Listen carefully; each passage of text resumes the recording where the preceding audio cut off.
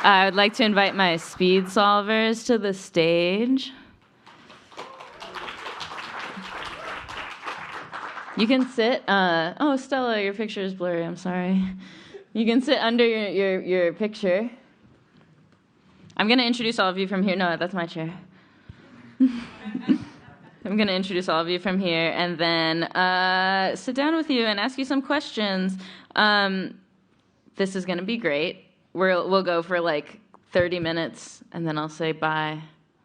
Okay, great.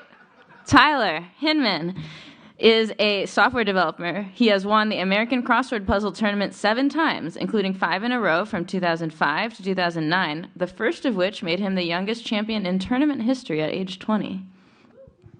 Stella, oh yeah, let's clap. Stella Zawistowski is a puzzle maker and former incubator editor with me, who works in advertising. She has been competing at crossword tournaments since 2001, with multiple top 10 finishes at the American Crossword Puzzle Tournament and a handful of top 5s. Her speed record for solving the New York Times Sunday puzzle online is 4 minutes, 31 seconds. Paolo Pasco writes puzzles for outlets like the New York Times, the New Yorker, the Atlantic, among others. Paolo has won a few iterations of the Bossword-based crossword tournament, Bosswords, and has placed second in Crossword Tournament from Your Couch, the largest crossword tournament in history, and in the American Crossword Puzzle Tournament. His fastest solved for a New York Times crossword is 45 seconds. And Matthew Gritzmacher runs Daily Crossword Links, a daily newsletter and resource hub for the entire crossword community. Matt won Lollapuzzoola 15 in 2022 and has top 10 finishes in multiple other tournaments like the American Crossword Puzzle Tournament. A paper-solving specialist, Matt usually solves between 30 and 35 puzzles a day.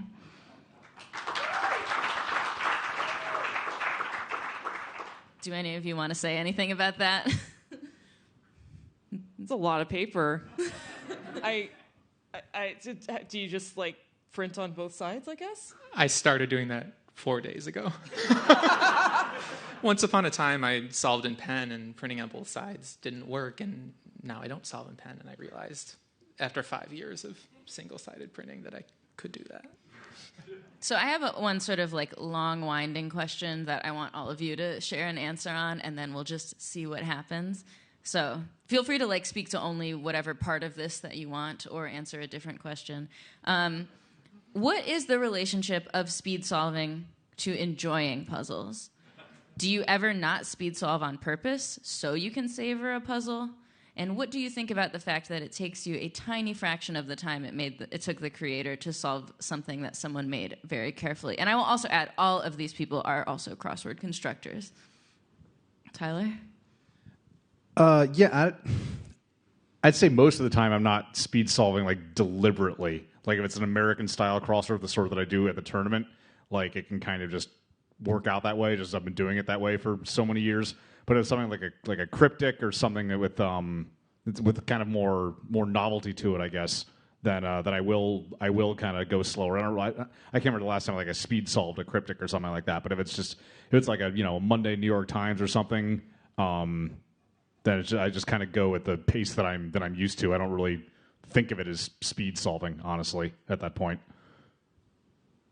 Yeah, same. I do not try. I don't know any other way to solve an American crossword at this point. So I like slowing down to enjoy things. That is why I solve cryptic crosswords. That's why I got into cryptic crosswords. I highly recommend those to people who need a stronger drug. And with relation to the like how I'm whipping through something that it took someone a lot of care and time to construct. Yes. And I sometimes feel bad that for example, when I'm solving the USA Today, I often just do it downs only. I'm missing out on at least half of the clues that a constructor took the time to write. Sometimes I'll go back over and look at the clues after the fact just to see what was there, but I don't know, when you multiply the number of people in the world doing that puzzle and the number of minutes that adds up to, I don't feel too guilty about it. It's, you're giving the ratio of how much work you put into it to how much enjoyment the world is getting out of it is still, like, it's a good ratio. Yeah, I like to think I still enjoy solving puzzles. I feel like if it started to suck, I would just hit the bricks and not solve again. What? But I don't know. Like, if it becomes a grind where I'm just like doing it to get faster at it, like, it's work. I don't want to do work. But yeah, I don't know. I think I still do appreciate it, even if I do end up solving it faster than I might normally would, or if I might be in a different mode. This happens when I'm solving on the computer, or like a couple times in tournaments, where I see a clue I really like, and not for anyone's benefit. Sometimes there's no one around me, but I just say like, "Nice." I do that too. Oh, sorry, that was it. Yeah. I am always speed solving, 100% of the time. I'm reminded, I was wondering if someone else would say it. Amy Ronaldo has a bit that she says of like when people put this question to her, and she says, I see the answer, I know the answer, I write the answer, right? Like you can't slow that process down. I will push back gently on the idea that something can't be savored if it's happening quickly, because I do, what Paolo just talked about, I do appreciate good clues in that moment. In terms of something that does get me out of that is, I think, puzzles that are deliberately limiting the context that you have, and cryptics are one way that can happen, and that not all letters are checked in the same way. And I think, Brooke, you've been a really... you've made a practice of trying to find new ways to present puzzles that don't give you the familiar amounts of context. Your Lollapuzzoola puzzle from the first year, the online Lolla year, your Puzzmo puzzle from the other day, These Puzzles Fund Abortion, Rachel 3 or 2 puzzle. Those are the rare instances where it actually is, okay, this is a different enough experience for me that I'm not going to treat this as Puzzle 5 training. But Puzzle 5 training is always in my mind as well. So, Does someone want to explain what Puzzle 5 is? Yeah, Puzzle 5 is, I think, the reason I've never been on the podium at the Crossword Tournament. It is the hardest puzzle at the American Crossword Puzzle Tournament. It is harder than any puzzle you will encounter in life outside of the Crossword Tournament. Occasionally, if you solve Fireball, Peter Gordon's indie service, then you will sometimes encounter puzzles that are as hard as Puzzle 5. But it tends to be a theme that really requires a little more thinking. That's another thing. Like, crosswords have themes. I rarely notice the themes in everyday solving, but yeah, Puzzle 5 is just the hardest thing you're going to encounter as a puzzle solver. As a solver of Brooke's experimental puzzles on her blog, I have to strongly disagree with that. That's true. That's fair. Those do exist, yeah. Do you want to share more about, yeah, what those are? Sometimes when I get on Twitch and solve Brooke's 27th of the month puzzles from her blog, and to say they're difficult would be an understatement. The last one I tried before I dived into this computer game that I've been playing lately, I spent like an hour and a half on it. I had like a third of it done, and I gave up. And that's the first time that's happened, but it has taken me like an hour and a half, 2 hours on the stream before, just because it's very difficult, and a lot of it is frankly not in my wheelhouse, which is fine. But even the ones I do know are like eventually are extremely difficult, clued in such a way to be very kind of vague, and but there's always a few bangers in there though that I like. Kind of they have a great dawning moment when I finally figure out what they mean. So I'll keep doing them, including that one that I gave up on after 90 minutes. It's still sitting there. It's waiting for me. I wanted to ask you all about the technical aspects of speed solving. Like, if you deliberately try to get faster, what do you do to try to get faster? Are there certain things that when you tried to get faster, they didn't help you as much as you thought they would? Are there certain things that actually helped a lot but were unexpected? Whoever wants to start, but we'll hit everyone. I tried the lowercase e thing at some point, and it just doesn't take. I can't do it. It just bothers me viscerally. You want to back up and explain the lowercase e thing? Yeah, you write the capital E, you got like kind of, you make like the L and then like the 2 additional strokes, but if you do like just that, it looks backwards to you, but you get it. It's theoretically faster, and I couldn't get there. I couldn't make myself do it. I mean, there's 17 E's in a puzzle that's going to save you 1.4 seconds. Like, there are better ways to find time. What difference could 1.4 seconds possibly make, right, Paolo? Do you want to explain the jokes? That one, not really. Yeah. No, I could take this one. Have you ever seen the longest 1.4 seconds of someone's life? Where in that amount of time, someone loses like $3,000? Because if you want to see it, there's a great YouTube video I can recommend to you. I'm sorry. Oh, it's fine. Can you explain it even more? So last year's puzzle tournament, the very final puzzle, which everyone solves on a big board in front of a lot of people, there was a single square that was the very last square I had to fill in, and for reasons that are beyond my control, I had to think like really hard about what that one square was. And in that time, very good solver Dan Fair, 9-time champion, just kind of like swooped in and got me by like 1.4 seconds, I've learned. I'm sorry I had to... Oh, no, it's fine. Talking through it helps me get past it. Any technique thoughts you want to share, or you're just vibes? A lot of just vibes. I did end up doing a similar E thing. I ride my E's as a backwards 3 because I saw Eric do it on HBO's Real Sports with Brian Gumbel. The problem being that now I just do the backwards 3 E's when I write them just in general while I'm writing things. And outside of the context of a crossword, I do kind of look like an insane person. I just want to clarify that I have also lost to Dan on stage by like half a second, so I wasn't just taking the piss there. Stella, any technique? Yes, I have tried. I did train myself to do lowercase e's. He still keeps beating my ass. And what else? Downs only solving. That I do credit that with taking me from a top 50 solver to a top 10 solver, because I have like an unusual trajectory in competitive solving. My first tournament, I was 220th out of 330, so I think I was actually in the E division once.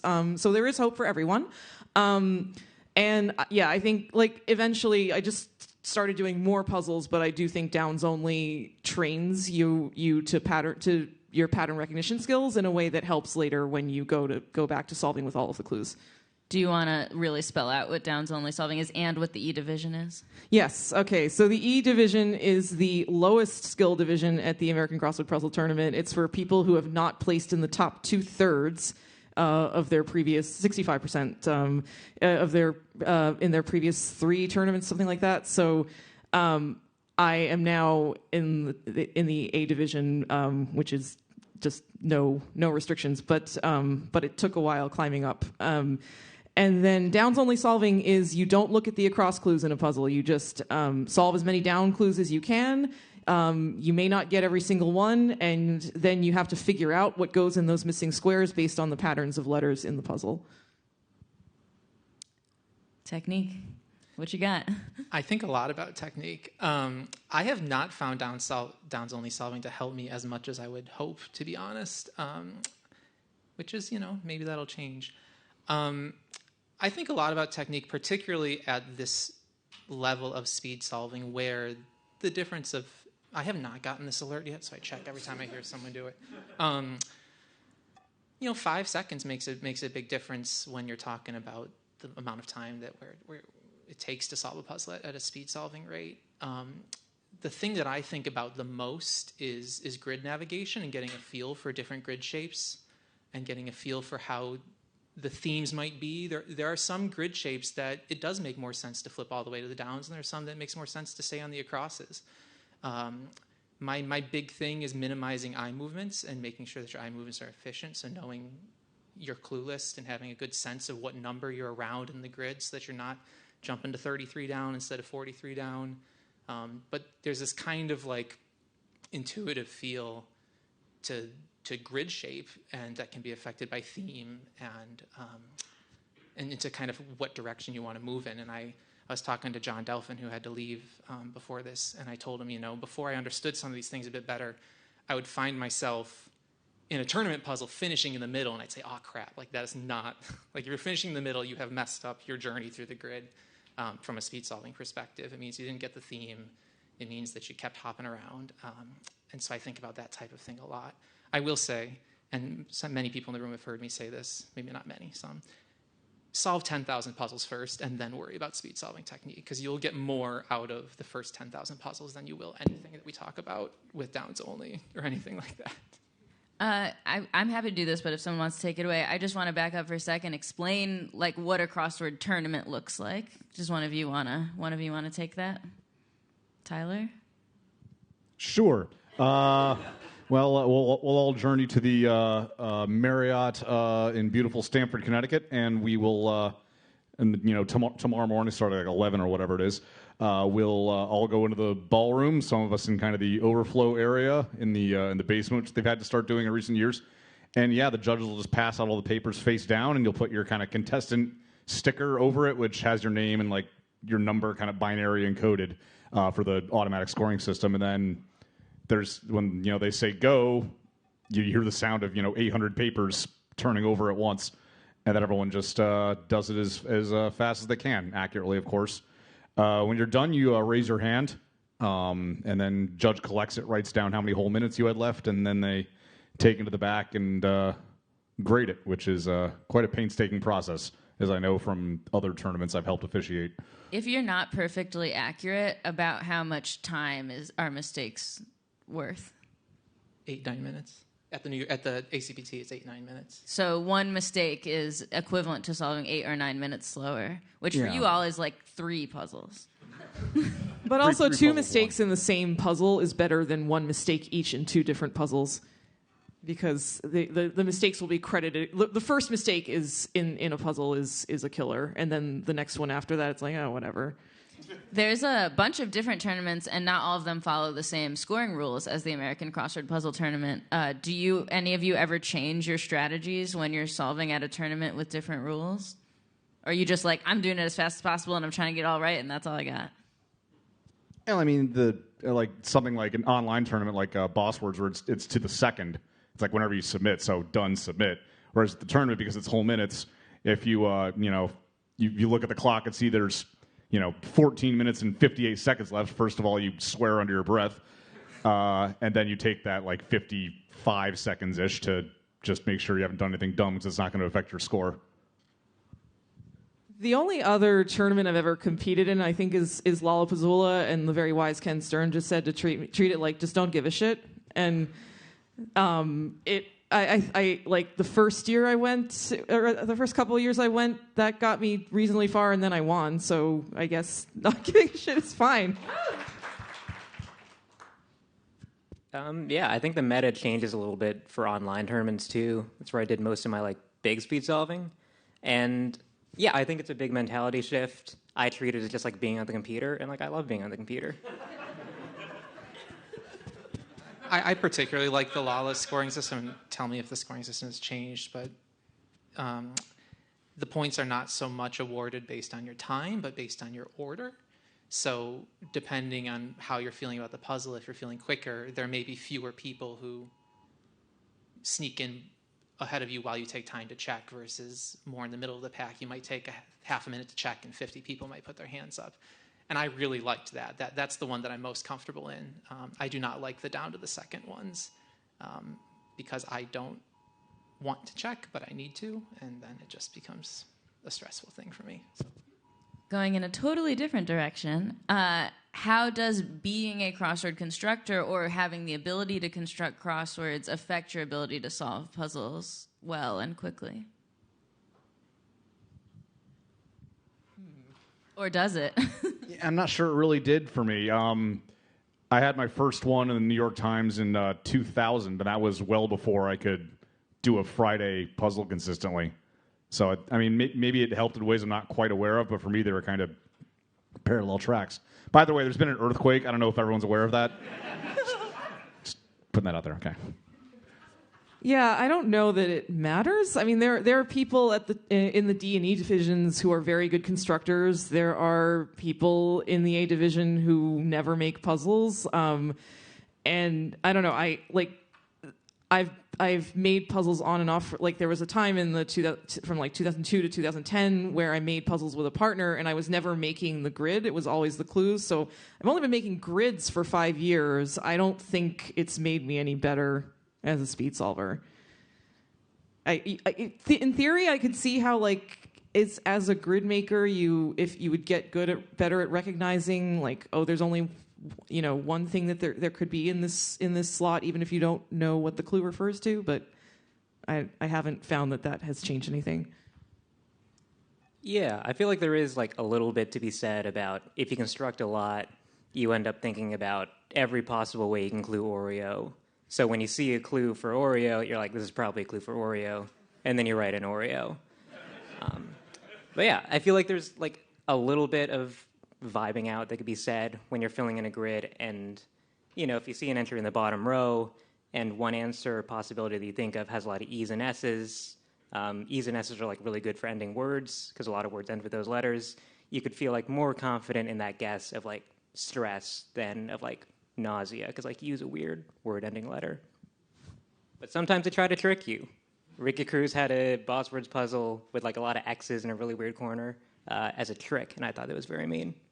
I loved it, but it was mean. I think last year Sam Ozerski had like language suffix in his puzzle, and it was ISH-ish, whereas a lot of times you see that ESE, EASE. And I think he was like, I did that on purpose to try to get everyone to write ESE. I think this might have been the wordplay, the documentary year. What do you know about that? Seen it once or twice. But I think it might have been puzzle 1, like 1 across, part of QED. Everyone's like, oh, ERAT, that's in crosswords all the time. Boom. Nope, it was quad. Sorry. So that was a curveball right off the bat. Does a Tyler or non-Tyler person want to explain Tyler's connection to the wordplay documentary? I mean, that was filmed at the 2005 American Crossword Puzzle Tournament, and Tyler was in. That was the first year that you won, right? It was. Yeah. Sorry for the spoiler. So I did solve that final puzzle also, but I was in the B division that year, so I got easier clues. That puzzle is famous for things like Zola-esque, which the one across was Zola-esque. The entry that tripped up Al Sanders, who otherwise seemed to be like ready to win that one, but also it was one like. I love Zola-esque because it led to things like Trip Payne's Something Different crossword a few years later that had Gorgonzola-esque at one across. I actually gave him that. Fantastic. He's like, you mind if I use that as something different? I'm like, I'm never going to make one of those. You go right ahead. Thank you, Tyler. I loved it. Okay, I'm outing myself as someone who actually hasn't watched wordplay, but my understanding is the documentary crew was like wanted to go see wordplay, and totally unexpected to them, it ended up being this like underdog story of this like 20-year-old kid from Connecticut like winning as the youngest champion ever. Right? Yeah, it kind of worked out that way. The weird thing about that, one of the interesting things was that one of the guys, Patrick Jordan, who looked like he was going to be in the final, but then made a mistake on Puzzle 7, ended up not. They had not interviewed him for the documentary at all. So they're like, what do we do if he makes the final and he wins? Like the guy who won is not one of our subjects. Like, what do we do? But I also had that experience at the tournament because that was the first year that I cracked the top 10. And so... yeah, I was not interviewed, and the first day that the filmmakers were there, I never spoke to any of them. And then the second day, they were all up in my grill. Like, the whole day, none of that footage makes the movie. There's a clip of you singing, though. There is a clip of me singing, but yeah, like, all of the questions that I answered, none of it's there. Matt, did you want to say anything about the interface of construction and speed solving? I was really thrilled that you called me a constructor because I'm very new in that. We've made a puzzle together. We've made a puzzle together, I know, but I'm very new and junior compared to the others on stage. I'm really interested to hear them say to be as lukewarm on that as they were. I feel like the piece that is most often brought up in this context is that sense of pattern recognition. If you're in compiler or in grid, over and over again, you start to know what makes sense as a combination of pattern, right? And I believe that's true. And I also have come to some level of that just as a solver. I have an example, but I think it's in a puzzle that hasn't been released yet that I test solved, so I can't say it. But I had an entry and I was like, I have no crossings. I can think of 4 or 5 different things. I'm going to put this thing down in the lower right that has letters that make sense for the part of the grid that it's in, right? And I think that's something that you can get to a certain degree as a solver anyway. So that's my contribution to that question, I guess. Another total change of direction. Have any of you ever done speed runs of video games in general that aren't, this particular game? And do you see any connection between speed running in general and speed solving a crossword puzzle? Not a gamer. The only game I play is Zelda. Yeah, I've never really speed run. I mean, I play video games sometimes, but either they're not really things that lend themselves to speed running. Like the game I've been playing, Islands of Insight, is just just a big open world with a ton of puzzles in it. So you're just kind of running around. That's not really a speed thing. That's more likely going to be something that I try to get 100% on, or at least close. I'm more likely to do that. I pretty much never succeed, but that's kind of always my aim. And if I play like a point and click adventure game, I will go through every single branch of dialogue. I'll try to get everything out of it that I can. So it's almost not the opposite approach, but close. Oh yeah, I probably same here. I think the most hardcore gaming I've ever done has been Guitar Hero, which is not a game that is conducive to doing really at any different pace than the normal pace of a song. At that point, it's mostly menu navigation, and I don't want to get into that. Just do the fire and the flames a bunch of times. It'll get you there. I think that point of menu navigation, though, speaks to it. All I do is crosswords. I barely solve marching bands. All I want to do is American crosswords. So there's that. You're going to ask me to explain marching bands. It's a variety. It's a variety format. There are a number of variety formats in which you still have entries that are checked in 2 ways in some way, but it's not the across and down of the grid. It might be a diagonal and a cross, or a ring and a cross, and things like that. Wall Street Journal Saturdays, June Pak, Outside the Box. Who else? Subscribe to Daily Crossword Links. Subscribe to dailycrosswordlinks.com. And Way better than a repository. To me, to think about it is, my understanding of speedrunning, and many apologies if someone is gonna yell at me for this, is that kind of question of menu navigation and timing and getting your. It's a different skill to me than a sense of here's a contest of puzzling on an individual clue basis and on a how much information can you process and relay down onto the grid. They're different enough skills to me that I don't have a personal appeal to finding other ways to. Yeah, if there were a different leisure activity that is more connected to I know that it's been noticed that a lot of crossword people are also involved in math or coding, and a lot of crossword people are also musicians. I suspect that the reason that I'm a very good sight reader in music is connected to the same thing that makes me good at crosswords. I don't know, do you guys do music? I'm a singer. Right. I was not trained in piano, and I think that piano players. I think that's the top data processing skill. Fair. Yep. I am not a skilled sight reader as a singer, but I think I agree with you.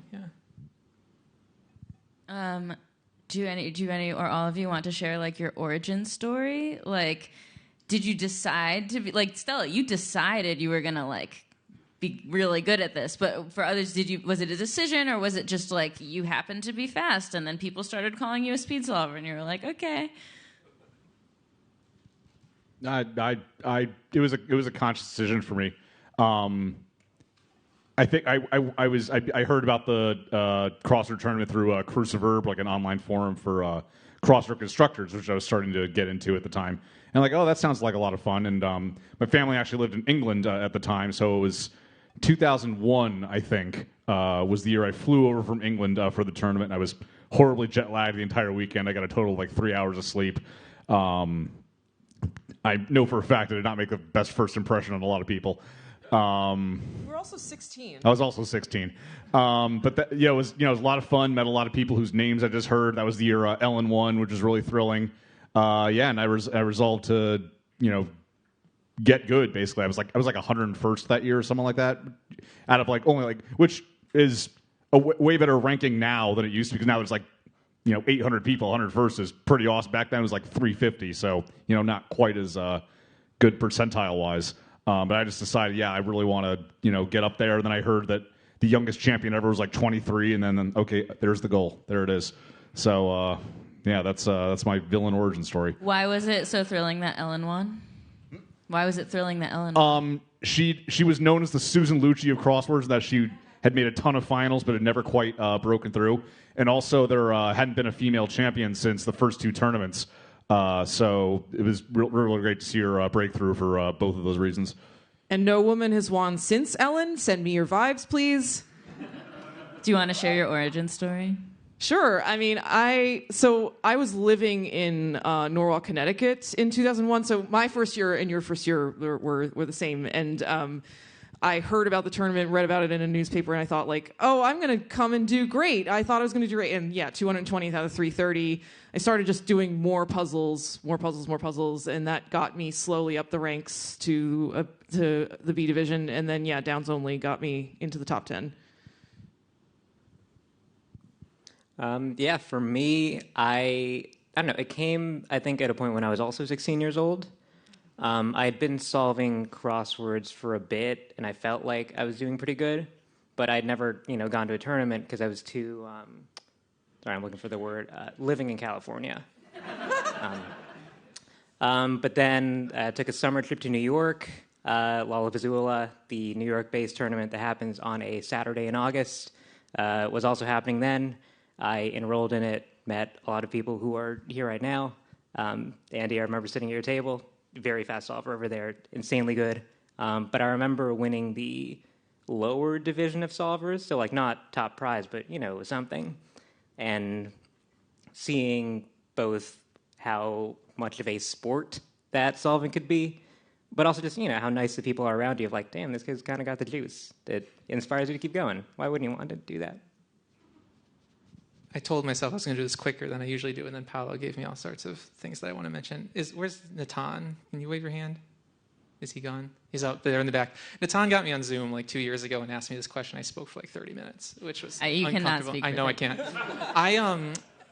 I had an awareness that I was faster solving the what I now believe to be the Daily Commuter puzzle out of our local newspaper in high school with other guys before classes start.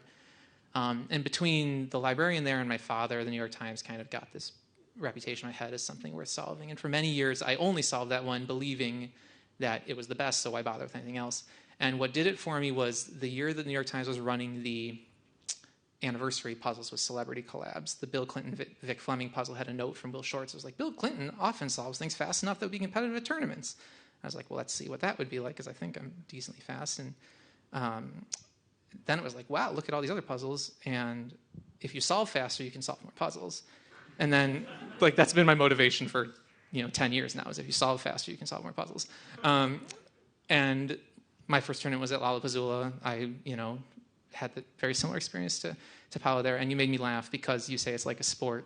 That year was the Olympics-themed year, and your puzzle, dealing with the way it did with sports, was the puzzle that broke my brain for indie world stuff, because it was this is something you can do in a grid, and this is why I need to be solving more than the New York Times, is because there are people out here doing things like this. That's very nice to hear. That's very much my origin story. Can you explain the theme of the puzzle? I can explain the theme of the puzzle. So for someone who had only solved the New York Times up till that point, it was 13 by 19.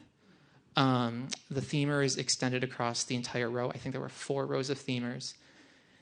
And what was going on was that there were Olympic sports that were circled and moved out of base phrases.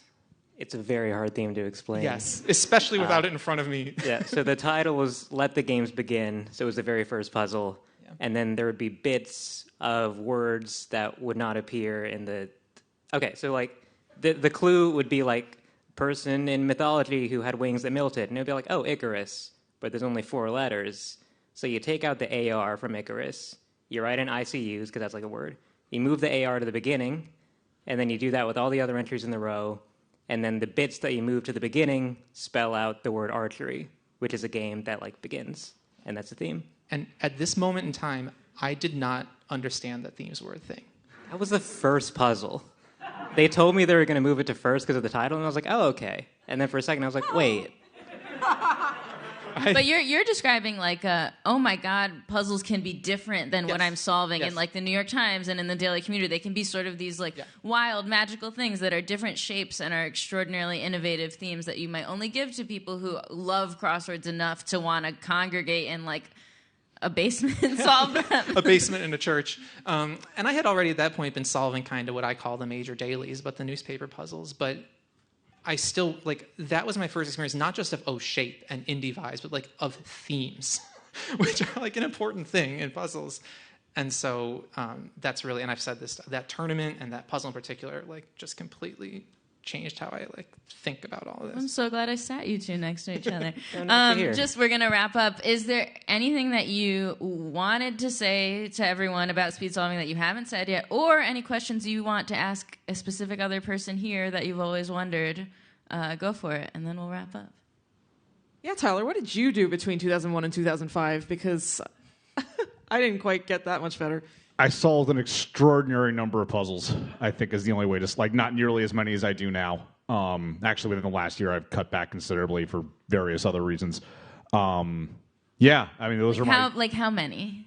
Like go I don't even remember. I remember, like, downloading at least, 3 or 4, like, to do online. But moreover, these are kind of, my first few, like, end of high school into college. So I got a lot of time that, other guys would spend, playing video games or talking to women. I would, I remember I would get the Maura Jacobson puzzle collections because she had a puzzle every year in the tournament. Like, okay, this will be good training. So I solved a lot of 21 by 21s speed solving, on paper, which takes some getting used to. It's going to be a bit of a endurance exercise. So getting used to that was a pretty good training mechanism, I think, especially on a constructor who is there every year. So yeah, just things like that, just solving a ton of puzzles. It's not like Scrabble where you have to like study word lists or anything like that. Just a ton of solving. Any things you want to share or questions you want to ask someone else here? I'm just interested in, maybe not to make it another topic of conversation, but something I've been playing with recently is gravitating towards puzzles that are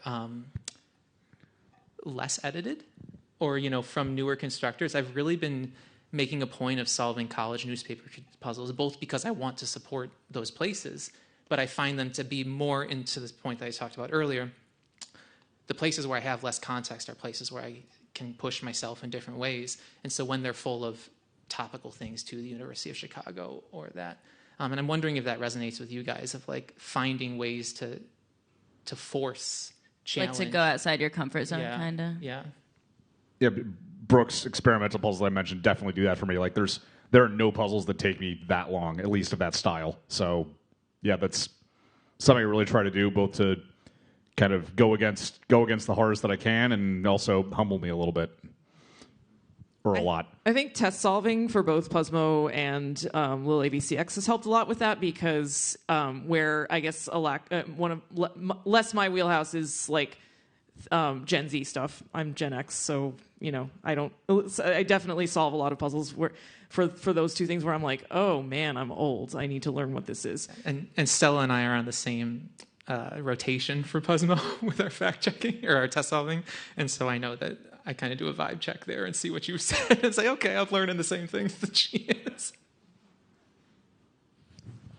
Yeah, I mean, it's always good to remember there's like a gargantuan world of puzzles out there and people making puzzles. And I feel like it's, you always benefit from seeing someone whose perspective on, here's what a clue can be, here's what my frame of reference is like a little bit shifted from where your normal comfort zone is. Good for being a citizen of the world, too. Anything else? Or are we good? Well, thank you so much for being here and sharing all of your thoughts on speed solving.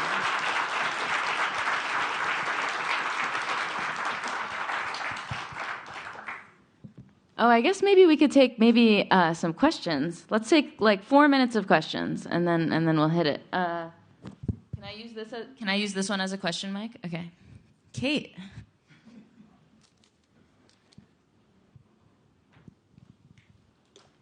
I was curious, as people who are always a threat to win a crossword tournament, do you feel that the people who make puzzles for tournaments have an obligation to make those puzzles sort of catered to speed solving? For example, do you think that clues should be short and adhere to certain types of like style or like readability, or be very traditional so that it facilitates being fast?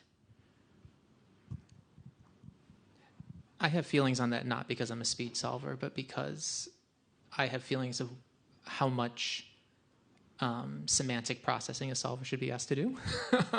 I think that, and a different way to answer that question, I think that tournaments do need to have at least one puzzle that is designed for speed solvers to separate, some to have a little bit of a tiebreaker. But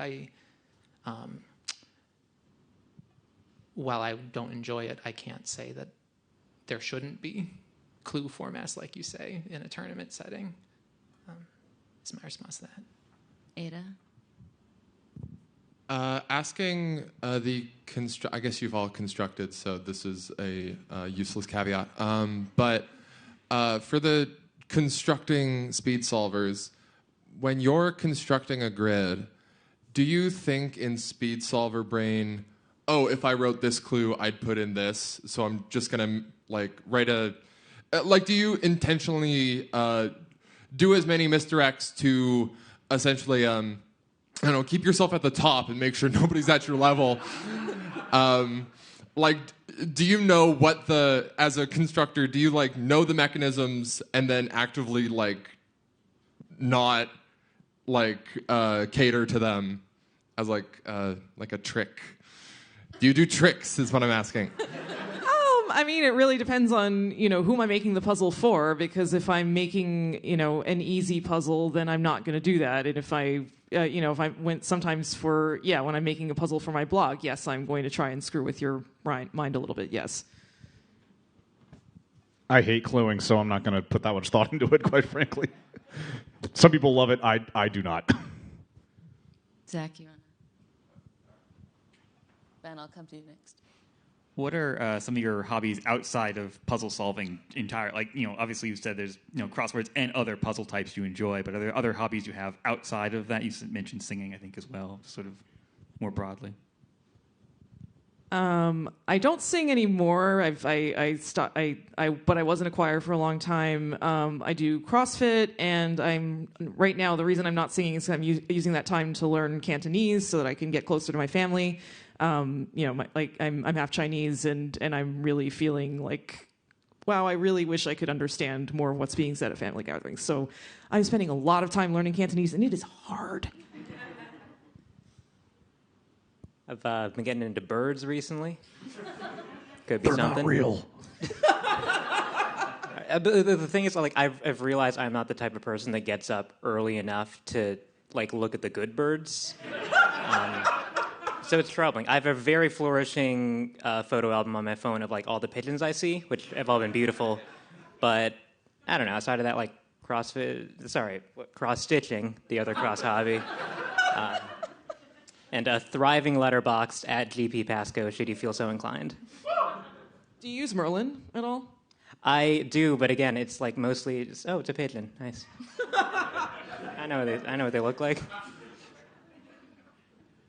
In theory, I bike, but it's not the way that you think. I moved to Hawaii last summer, and I live in a part of the island that it's not really safe to bike. So right now, I just do crosswords and sing and take care of my dogs and work. And for my part, I host pub quiz sometimes. I guess that's kind of puzzle adjacent. Big sports fan. Watch a lot of that. Love watching hockey. That sort of stuff. Yeah. Really not a lot that's not at least puzzle adjacent or, work. Okay, last question, Ben.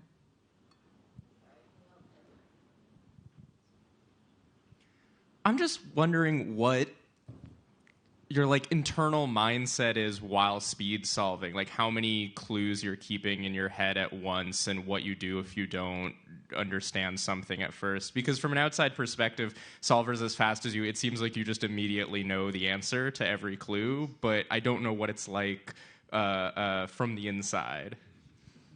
I feel like we could spend a lot of time talking about that at the bar. Mine is kind of just like a long loop, like don't mess up, don't mess up, don't mess up, don't mess up, don't mess up. And then sometimes I do, so like what's the use? When I don't know something, it's just sheer unadulterated panic, and then I move on.